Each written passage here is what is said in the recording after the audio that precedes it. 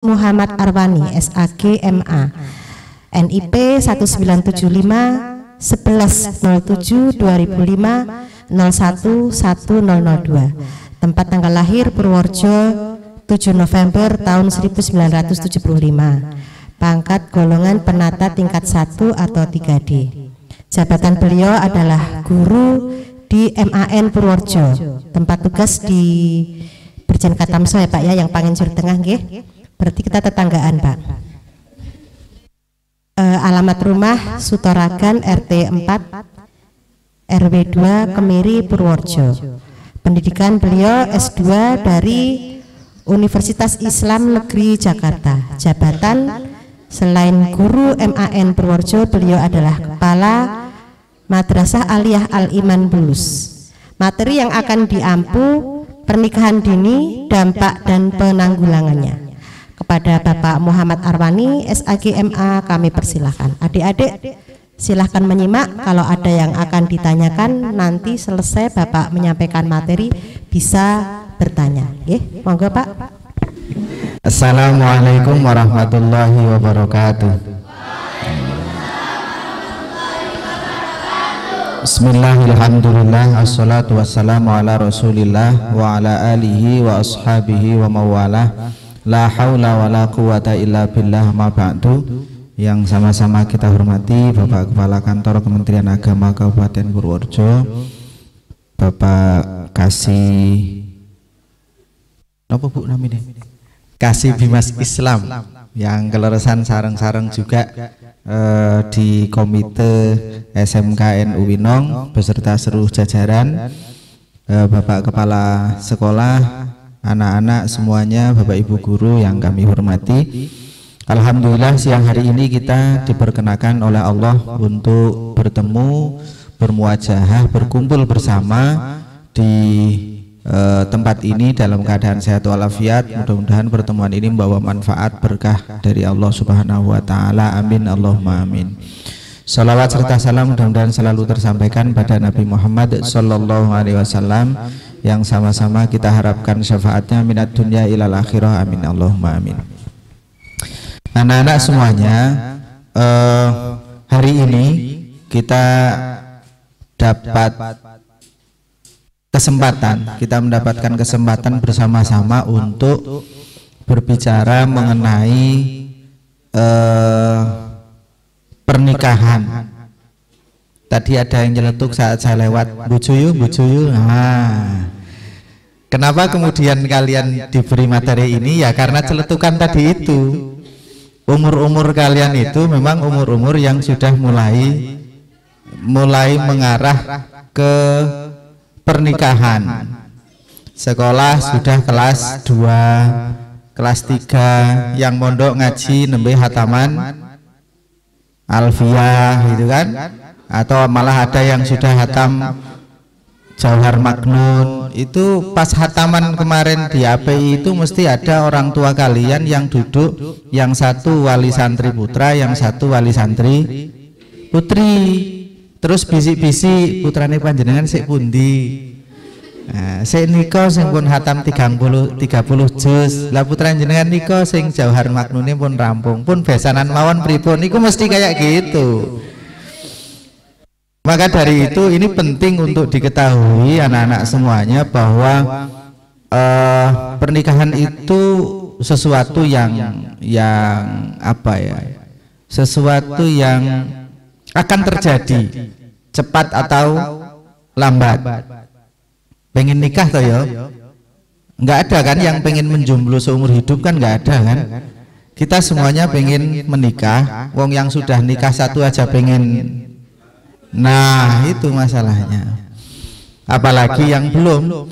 Jadi pernikahan itu sebuah keniscayaan, dan di dalam agama pernikahan itu merupakan sesuatu yang sunnah, sesuatu yang mengikuti ajaran Rasulullah Shallallahu Alaihi Wasallam. An-nikahu sunnati faman raghiba an sunnati falaysa minni. Cah pondok kadang-kadang lemoco sunnati mergo ora diharokati. An-nikahu santai, ora sunnati tapi santai.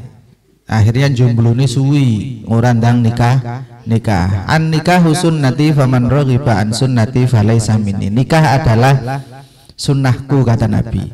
Salah satu di antara sunnah Rasul adalah an nikah. Dalam beberapa kitab disebutkan an nikahu mustahabun liman yahtaju ilaihi. Dalam kitab takrib itu jelas sekali di bab nikah. An nikahu mustahabun liman yahtaju ilaihi. Nikah itu disunnahkan bagi orang yang membutuhkan. Bagi siapa? Kalau nggak butuh, ya nggak sunnah. Kalau nggak butuh tidak sunnah. Kalau butuh sunnah. Nah, menurut para ulama, hukum sunnah ini kemudian hukum nikah ini kemudian berubah-ubah. Bisa jadi sunnah, bisa jadi wajib, bisa jadi makruh, bisa jadi haram. Sunnah itu, nikah itu sunnah bagi orang yang membutuhkan. Itu dasar hukumnya. Tetapi dia bisa menjadi wajib bagi siapa? Bagi orang-orang yang dikhawatirkan terjebak di dalam dosa besar ketika orang itu tidak menikah. Maka hukumnya wajib. Dan kalian tidak dilarang untuk menikah, itu tidak dilarang. Bukan kemudian acara hari ini untuk mencegah kalian nikah, tidak. Justru untuk mendorong kalian nikah. Nikah itu asyik. Tapi, nah itu ada tabinya. Ada tabinya. Nanti akan kita lihat seluk-beluk orang menikah. Itu, dan yang cerita harus sudah nikah. Kalau belum nikah nggak isok cerita. Gitu. Oke. Jadi yang pertama tadi sunnah, yang kedua wajib. Orang yang memang sudah dalam kondisi kritis dan dikhawatirkan masuk ke dalam dosa besar, maka orang itu wajib nikah. Umpama kalian sudah seneng dengan si Siti Ponur, Pak Umi.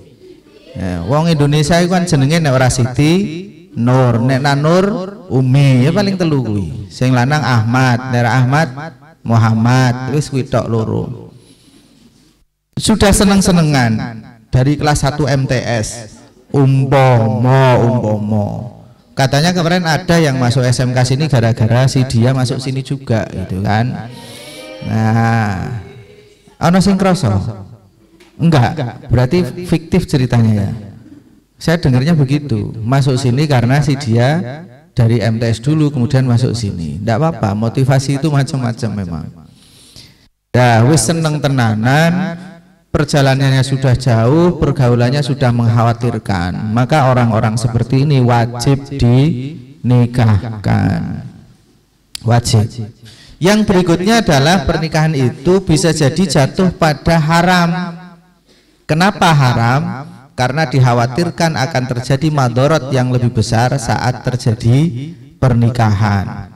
Kekerasan rumah tangga, kemudian perceraian, kemudian hal-hal buruk terjadi di dalam pernikahan. Nah, ukuran hukum ini kemudian tergantung situasinya.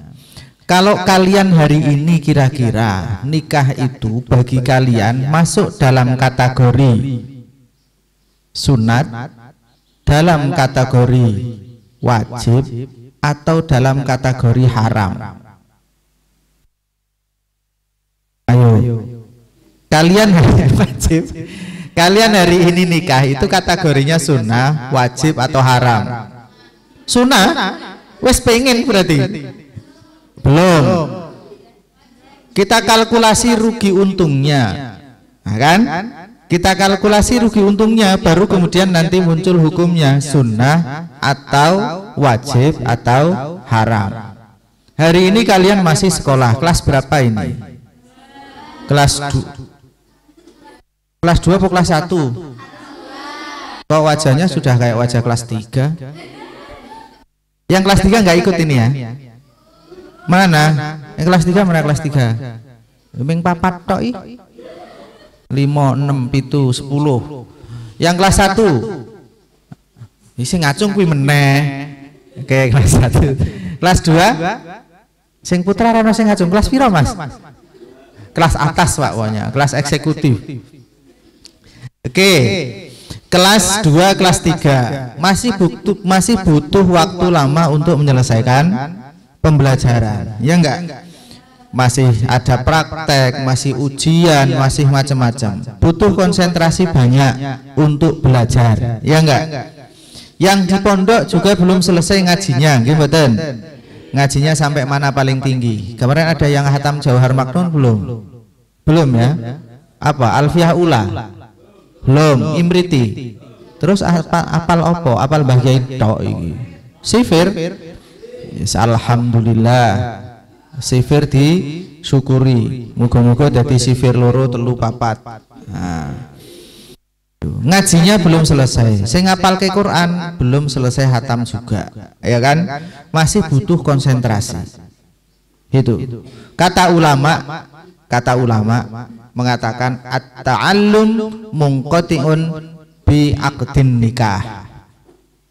Belajar itu akan putus kalau sudah menikah. At-ta'allum munqati'un bi aqdin nikah. Sinau, mondok, sekolah itu pasti akan berhenti kalau orang yang kalian kasihi bilang qabiltu nikahaha wa tazwijaha li nafsi bimahril madhkur halal. Rampung Mbak Le ngaji, rampung, ora sida ngaji, ora sida sekolah. Ora ono ceritane orang sudah nikah ngajine tambah mantep, ora ono ceritane bar nikah kemudian le ngapalke Quran dadi tambah mantep, ora ono. Rampung. At-ta'allum munqati'un bi aqdin nikah.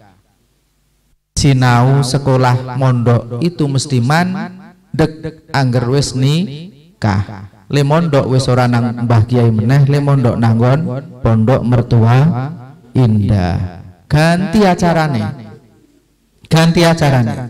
Maka bagi kalian itu belum sunat, nikah itu belum sunat.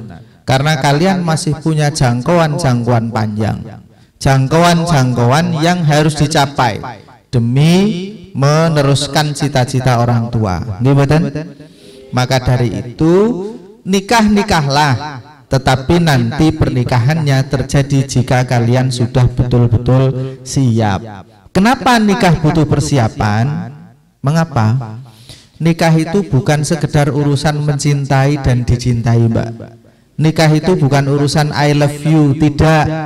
Nikah itu bukan urusan I can't live without you, itu tidak. Aku tak bisa hidup tanpamu, itu tidak. Nikah itu bukan sekedar aku seneng karo kowe, itu kan? Itu tidak. Nikah itu bukan sekedar aku mencintaimu bila kaifa wala kaifa. Nikah itu bukan sekedar aku mencintaimu apapun keadaanmu, itu tidak. Itu bohong kalau orang bilang di sinetron katanya nikah itu apa? Menyatukan dua hati yang berbeda katanya. Emang bisa dua hati yang berbeda disatukan? Tidak bisa. Tidak bisa dua hati yang berbeda disatukan di dalam pernikahan. Beda tetap beda. Sing suami seneng sate, sing wedok ra doyan sate. Terus nikah dadi doyan sate gitu? Enggak. Sing lanang nek turu ngorok, sing wedok ora seneng krungu turu wong ngorok. Terus nek nikah yuk sing lanang ngoroke dadi leren? Ora, tetep ngorok.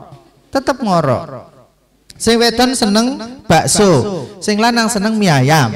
Terus ketika nikah sing seneng mie ayam jadi seneng bakso, sing seneng bakso jadi seneng mie ayam gitu? Enggak, ra iso malih. Tidak ada dua hati yang berbeda disatukan. Itu hanya di sinetron.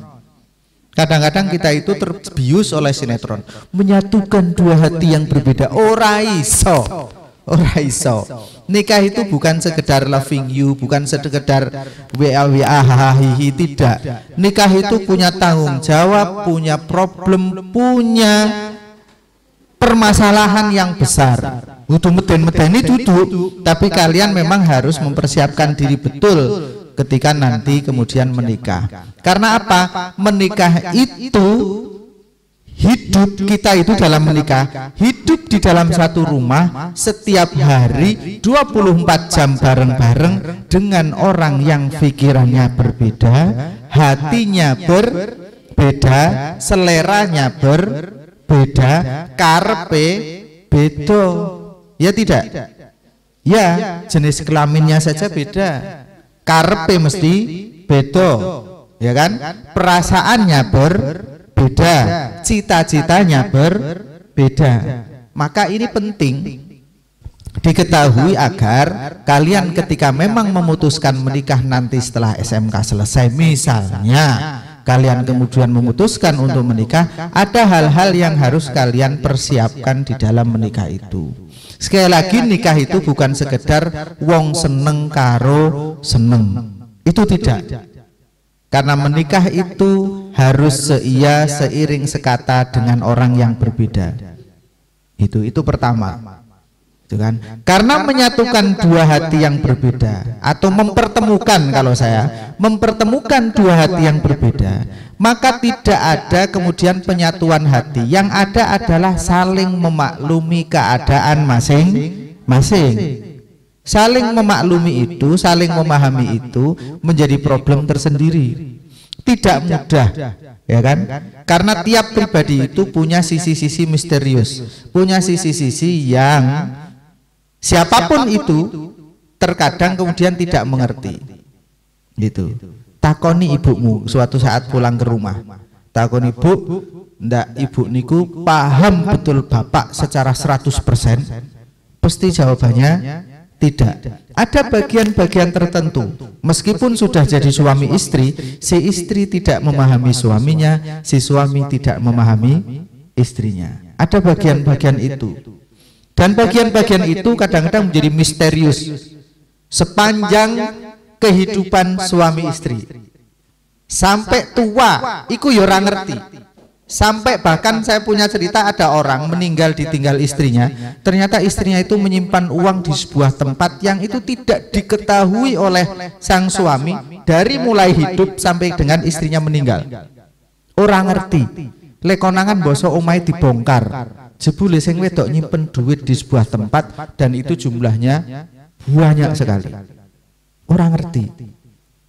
Karena masing-masing orang punya misteri tersendiri.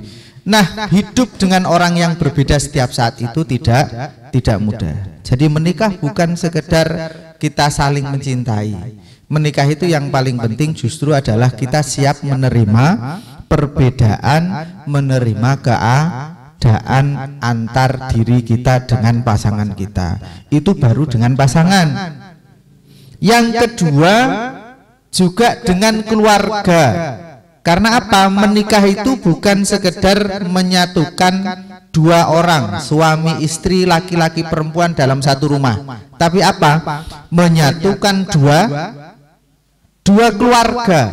Keluarga laki-laki dan keluarga perempuan. Bisa saja kita ketemu dengan istri dan suami kita, tapi kita tidak bisa ketemu dengan keluarga besar. Nggih mboten? Kita cocok, tapi ternyata keluarganya ora cocok. Jadi enggak rumah tangga begitu. Mesti tidak, mesti ruwet wae. Ibune pengin ngene, bapakne pengin ngono, mbahne pengin ngono, semua ikut campur dalam kehidupan rumah tangga. Itu tidak mudah. Itu tidak mudah. Gitu ya. Jadi harus dipersiapkan sedemikian rupa. Tuh. Karena menikah sesungguhnya bukan mempersatukan dua orang yang berbeda, tapi mempersatukan dua keluarga besar, keluarga laki-laki dan keluarga perempuan. Jadi satu, semua jadi satu keluarga, masalah jadi satu dan sebagainya. Belum lagi persoalan anak. Loh, nikah apa ora arep duwe anak? Atau mau seneng-seneng tok kaya wong pacaran nikah? Kan enggak, ya kan? Nikah itu kemudian ora suwi nikah itu mesti keluar anak, mesti duwe anak. Itu butuh persiapan yang luar biasa. Tidak mudah mendidik anak, itu tidak mudah. Saya itu guru. mulang bendino, mulang siswa tiap hari, tapi ngajari anak dewe itu ternyata jauh lebih kangelan. Diseneni ya ora manut, disentle ya meng nangis, dijewit ya meng bengok-bengok, ya kan? Diurak lunga ya mosok anake kon lunga. Itu tidak mudah. Tidak mudah. Bahkan kadang-kadang jadi orang tua itu ya ora dipercaya anak barang.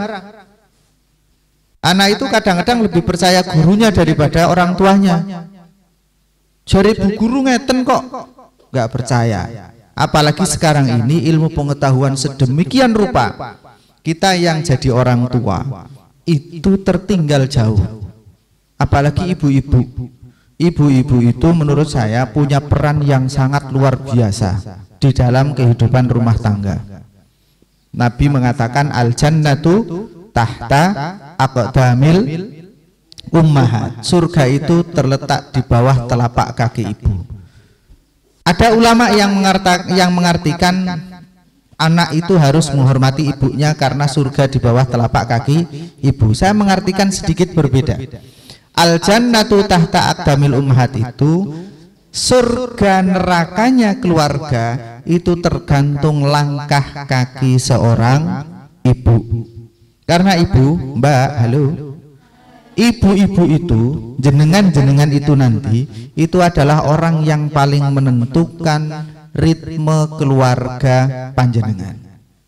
Sekarang coba eling-eling bapak karo ibumu. Yang paling menentukan hidupmu hari ini itu bapak po ibu. Sing paling mbok kangeni ketika neng pondok bapak po ibu. Sing paling sering ditelepon bapak po ibu. Sing paling sering mbok jaluki duite sapa? Sing menentukan hari ini masak di rumah siapa? Ya kan? Sing nentokke sangumu neng pondok piro siapa? Sing nentokke bapak le kondangan pirang puluh ewu sapa? Yang menentukan warna cat rumah siapa? Ibu apa bapak? Ibu. Bapak ini kanton manut, ya enggak? Yang menentukan kamu pakai baju apa siapa? Ibu. Sing nentokke jodohmu sapa?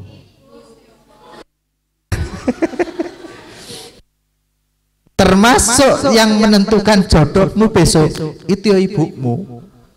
Arep dilamar wong sugih kaya ngapa bapakmu sudah setuju, nek ibumu ora sida enggak? Ora sida. Yakin ora sida. Mbok bapakmu ora setuju, ora seneng nyong karo cah kaya sapa ngene, tapi ibumu ora Pak, aku setuju. Kowe arep ngopo? Kalah apa menang bapakne? Kalah, menang ibu. Mulanya di dalam bahasa Arab itu ibu rumah tangga, di dalam bahasa Arabnya apa ibu rumah tangga itu?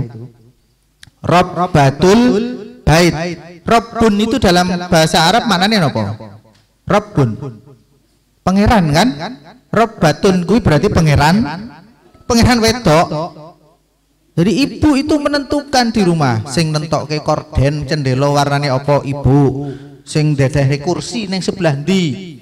Ibu, ya kan? Ya, masa opo hari ini ibu, pawone sebelah ndi ibu, sampone merek opo, sabune merek opo. Bapak-bapak diem dulu bapak-bapak. Pancen ngono, saya bapak-bapak itu, jadi tahu. Ibu kabeh sing nyebeli meneh, anake sing nyangoni bapakne neng pondok bendina banting tulang golek duit. Nek kangen ngomah anake sing ditelepon, bapake ora tau ditelepon. Kan nyebeli. Maka dari itu iki tekan pernikahan kan tekan kono Mbak Le mikir, ya enggak? Lah kalian iki sing putri-putri jadi ibu rumah tangga yang banyak menentukan di rumah apa bekal yang mau dibawa saat mau menikah. Ayo. Opo? Urung ono apa-apa Pak, ya belum ada apa-apa. Seorang ibu rumah tangga itu minimal harus punya ilmu 8. Oke. Nek bapak-bapak duwe ilmu ini jitok sing penting. Apa? Pinter loro rampung urusane, Pak. Mulane neng bahasa Arab itu as-sarfu ummul ulum wa nahwu abuha. Ibu-ibu iku sorof itu adalah ibuke ilmu. Ibu kuwi ngurusi cilik-cilik. Sorof itu ngurusi cilik-cilik. Cilik-cilik. Fa'ala jadi yaf'ulu, fa'ala jadi fa'ala, fa'alu, fa'ala, cilik-cilik barang-barang. Cilik-cilik. Tapi sangat menentukan. Nek fa'ala kuwi berarti melakukan pekerjaan kemarin. Nek yaf'ulu melakukan pekerjaan hari ini atau nanti. Menentukan enggak? Menentukan sekali. Dari wa'ada menjadi tawa'ada, tambah ta, tambah alif. Berubah artinya? Berubah. Wa'ada janji, tawa'ada saling berjanji, saling berjanji. Itu kan? Doroba mukul, doroba saling. Nah, habba yuhibbu seneng, tahabba ya tahabba saling mencintai. Ku urusan ibu-ibu. Bener neng omah itu ibu-ibu pancen ngurusi barang cilik-cilik tapi menentukan. Ngurusi apa? Brambang, ngurusi bawang, ngurusi lombok, ya enggak? Ngurusi barang cilik-cilik, ngepel omah, nyuci, tapi coba ibu cuti rong dino. Ayo. Bapak-bapak klenger, Mbak. Klenger wis to. Nek bapak-bapak cuti telung dino, ibu-ibu isih iso urip. Tenang wae dadi ibu-ibu iku. Tak belani, Mbak, tak belani.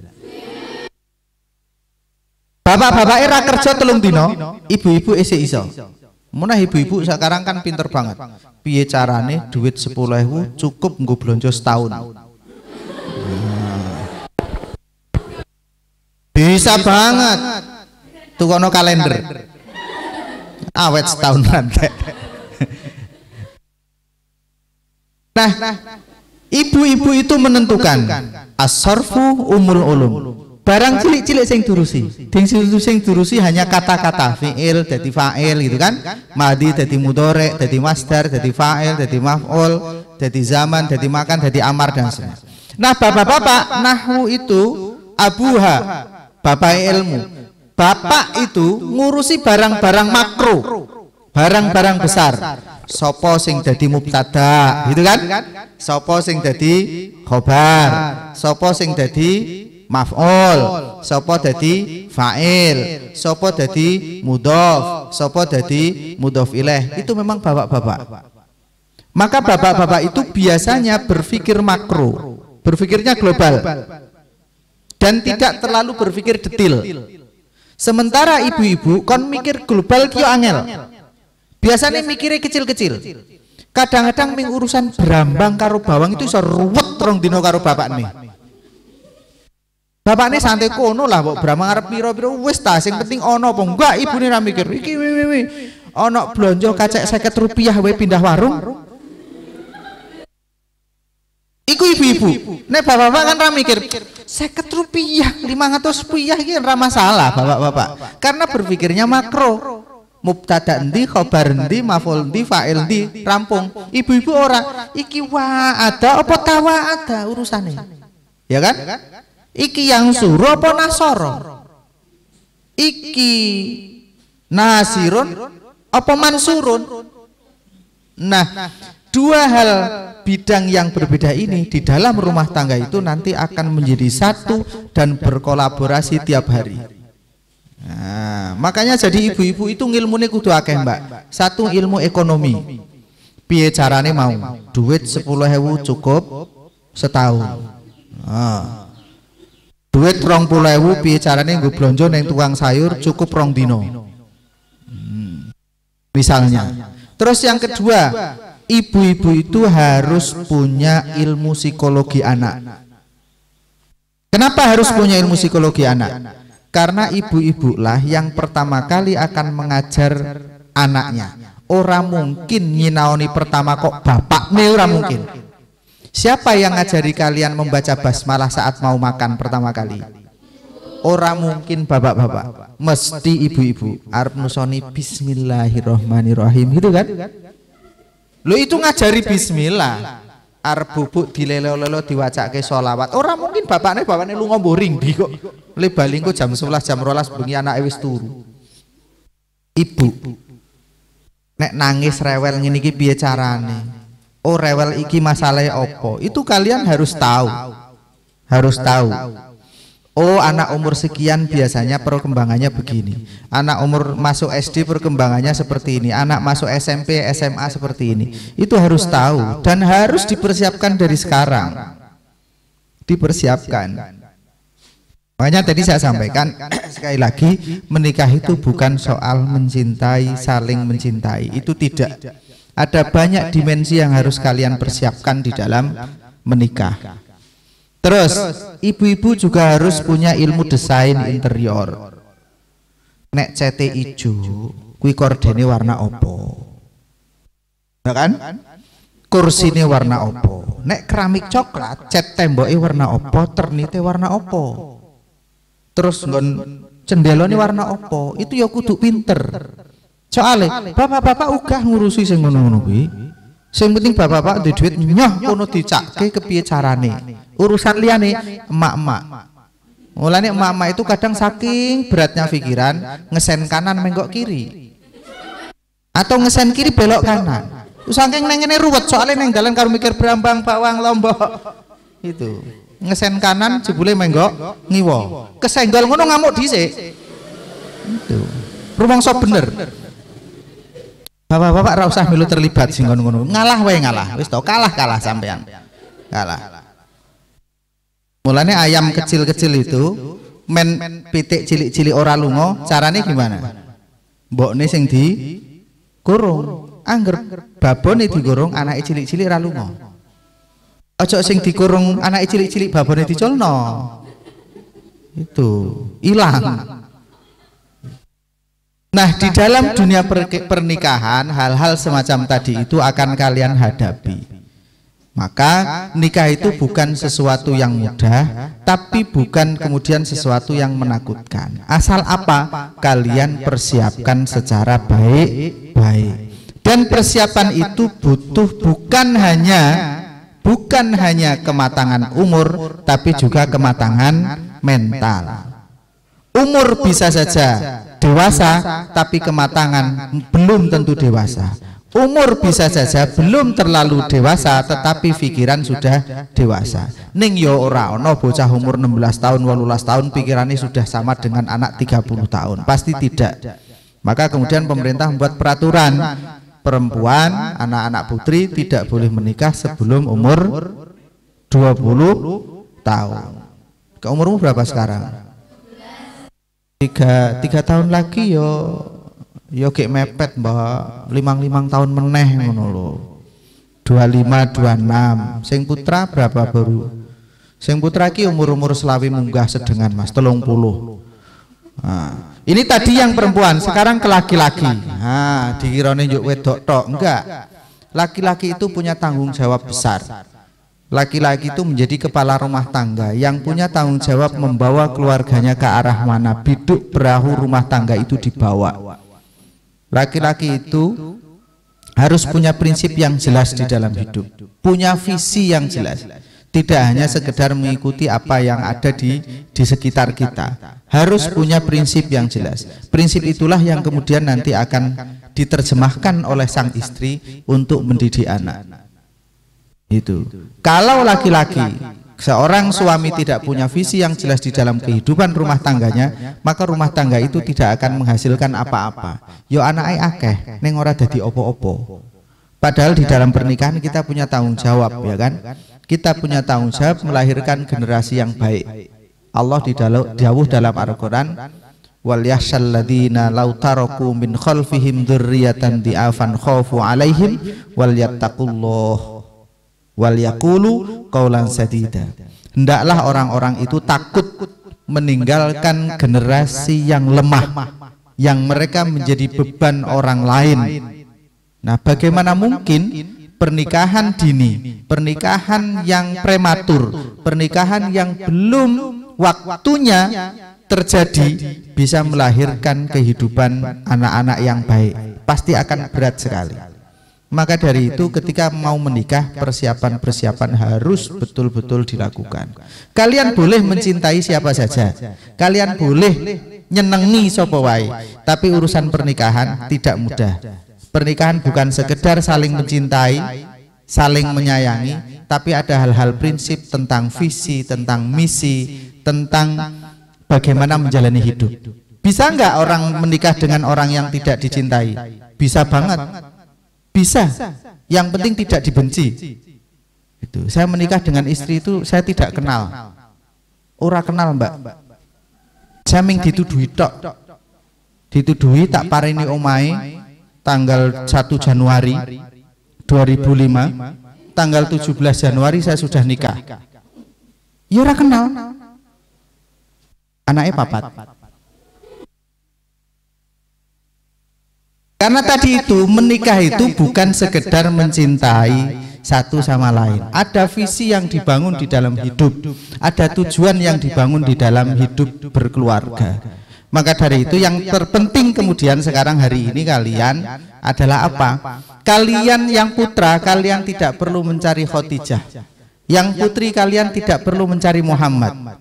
Tidak perlu. Bagi anak putra yang penting jadilah Muhammad, maka Khadijah akan datang sendiri. Yang wanita jadilah Aisyah, maka Muhammad akan datang pada kalian.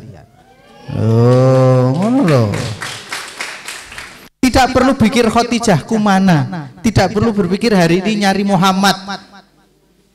Yuk nglirik Muhammad waktu ya dudu jebule Siti ya. Tidak perlu mencari Muhammad, tidak perlu mencari Khadijah, tapi jadilah Muhammad, jadilah Khadijah. Nanti ketika kalian sudah dari Muhammad, Khadijah akan datang. Ketika kalian jadi Khadijah, maka Muhammad akan datang pada kalian. Nah, hari ini kalian punya ruang gerak yang besar untuk menjadi Khadijah, untuk menjadi Muhammad. Maka jangan terburu-buru untuk kemudian menikah. Raih cita-cita, jadilah Khadijah, jadilah Muhammad. Nanti jodoh akan datang sendiri. Ketika kalian nilai diri kalian sudah baik, orang akan menghargai kalian dengan tinggi. Tapi kalau nilai kalian rendah, maka orang akan menghargai kalian dengan rendah. Penghafal Al-Quran, hafidho, ora sah golek jodoh, rampung hatam nikah. Nggih mboten? Haflah wingi? Hataman langsung nikah, selesai, ndak usah nyari, jodoh akan datang sendiri. Ampun khawatir, burung di pacar bingung. 99,9% orang Indonesia menikah bukan dengan pacarnya. Pacarmu hari ini tak tunggu jajal dadi bojone apa enggak? Jebule ora. Yakin ora. Maka nggak penting hari ini kalian golek pacar sopo. Yang penting hari ini adalah tingkatkan potensi kalian, tingkatkan nilai jual kalian. Kalau kalian sudah punya daya jual tinggi, maka orang akan menghargai dengan tinggi juga. Ampun khawatir, yang penting kalian ngaji pinter, sekolah pinter, cita-cita tercapai, nanti jodoh akan datang sendiri. Mungkin itu sebagai awal saya. Waktunya juga sudah siang.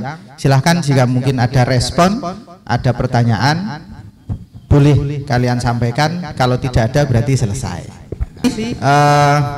Terakhir sekali lagi saya ingin tegaskan bahwa menikah itu sesuatu yang menjadi sebuah kepastian. Secara mudah begitu, tetapi untuk sampai pada pernikahan tentu tahapan-tahapan kalian harus lalui dengan baik. Dan yang paling penting hari ini adalah persiapkan diri kalian sebaik-baiknya. Jadilah Muhammad bagi laki-laki, jadilah Khadijah bagi perempuan, Aisyah bagi perempuan. Nanti insya Allah pernikahan Muhammad dengan Aisyah itu akan menjadi milik kalian semuanya. Menikah bukan sekedar saling mencintai, tapi menikah adalah bagaimana menyatukan visi dua orang yang berbeda, yang tidak pernah hidup secara bersama-sama, tapi membangun visi bersama, membangun biduk rumah tangga bersama-sama menuju jalan Allah Subhanahu wa ta'ala. Amin Allahumma amin. Terima kasih. Assalamualaikum warahmatullahi wabarakatuh.